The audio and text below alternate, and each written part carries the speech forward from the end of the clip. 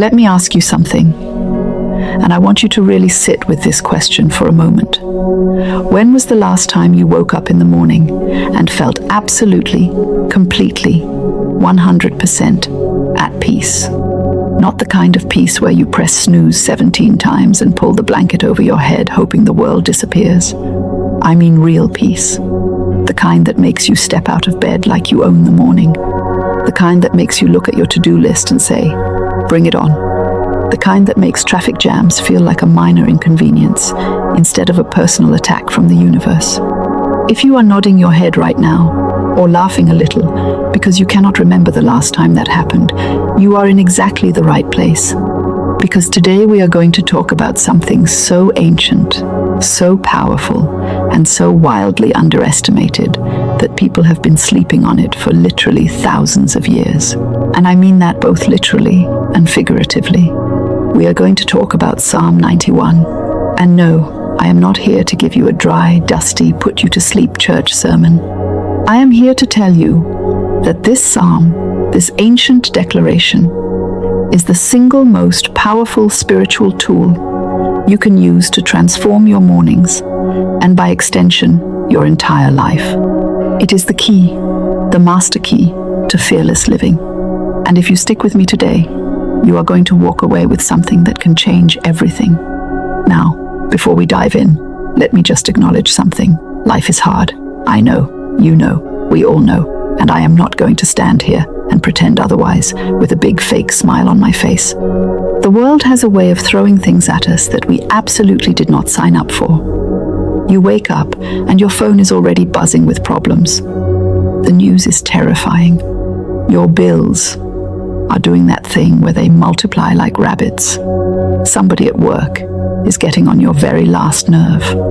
Your body feels like it aged 10 years overnight. Your mind is running 100 miles an hour before you even brush your teeth.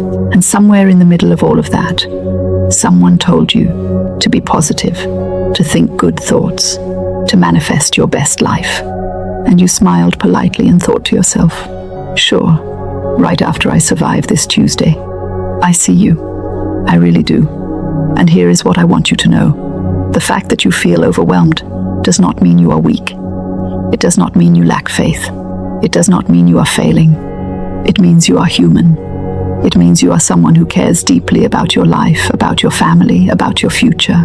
And that caring, that deep aching desire to live with more peace and more purpose and more power, that is not your problem. That is your greatest asset.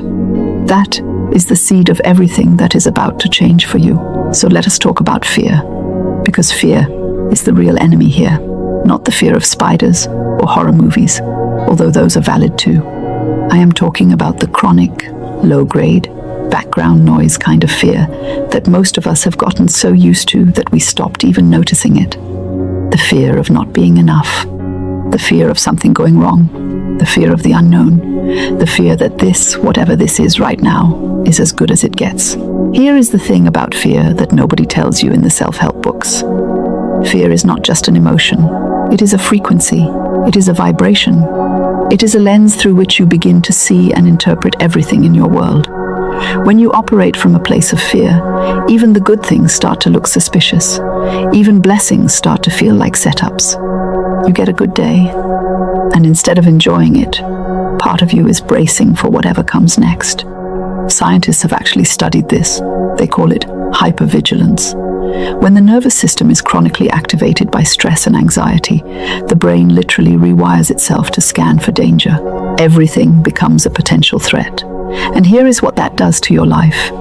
It drains your energy, narrows your creativity, destroys your joy, and keeps you spinning in cycles of anxiety and exhaustion. You are not lazy. You are not unmotivated. You are not just